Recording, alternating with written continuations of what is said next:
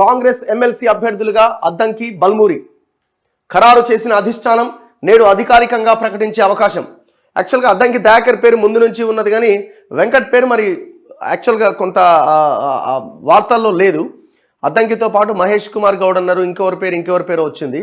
కానీ బల్మూరి వెంకట్ ఎన్ఎస్ఏ రాష్ట్ర అధ్యక్షుడిని కూడా ఎమ్మెల్సీ చేయబోతున్నారట.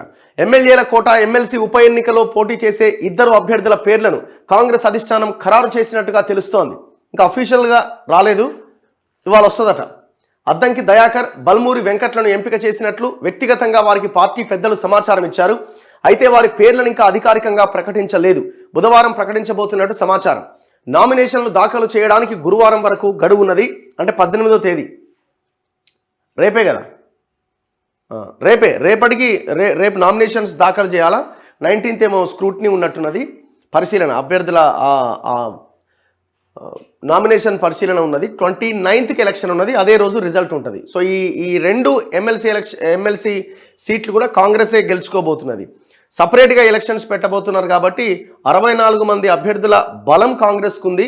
40 మంది అభ్యర్థుల మద్దతు ఉంటే సరిపోతుంది. సో ఓటు వేసే ఎమ్మెల్యేలంతా కూడా సపరేట్గా ఓటేస్తారు రెండు అభ్యర్థులకి. సో ఈ 64 మంది అద్దంకి దయాకర్కి వేస్తారు, 64 మంది వెంకట్కి వేస్తారు. కాబట్టి వాళ్ళ విజయం దాదాపు ఖరారైందని మనం చెప్పాలి.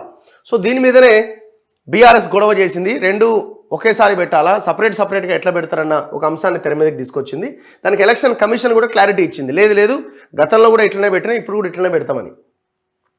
అద్దంకి దయాకర్తో పాటు PCC working president Mahesh Kumar గౌడ్కు అవకాశం ఇవ్వొచ్చని తొలుత ప్రచారం జరిగింది. కానీ బల్మూరి వెంకట్కు అవకాశం ఇవ్వాలని పార్టీ నిర్ణయించినట్టుగా తెలుస్తోంది.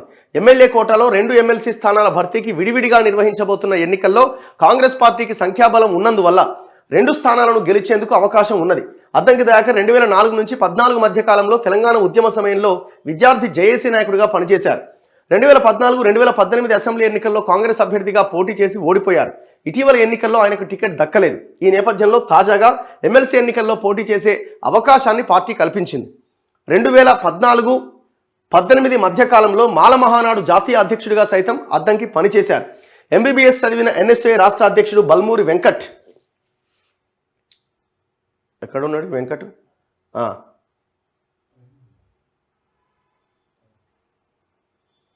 గతంలో హుజూరాబాద్ ఉప ఎన్నికలో కాంగ్రెస్ అభ్యర్థిగా పోటీ చేసి ఓడిపోయారు.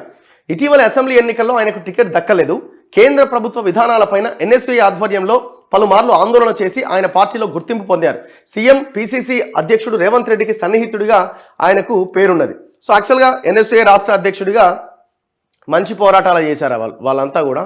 ఆ టీము, వెంకట్ వీళ్ళ టీం చాలాసార్లు ఆయన జైలుకు పోయిండు, దెబ్బలు తిన్నాడు, వెనుపూసి ఇరగొట్టుకున్నాడు, రకరకాలుగా చాలా ఇబ్బందులు అయితే పడ్డాడు.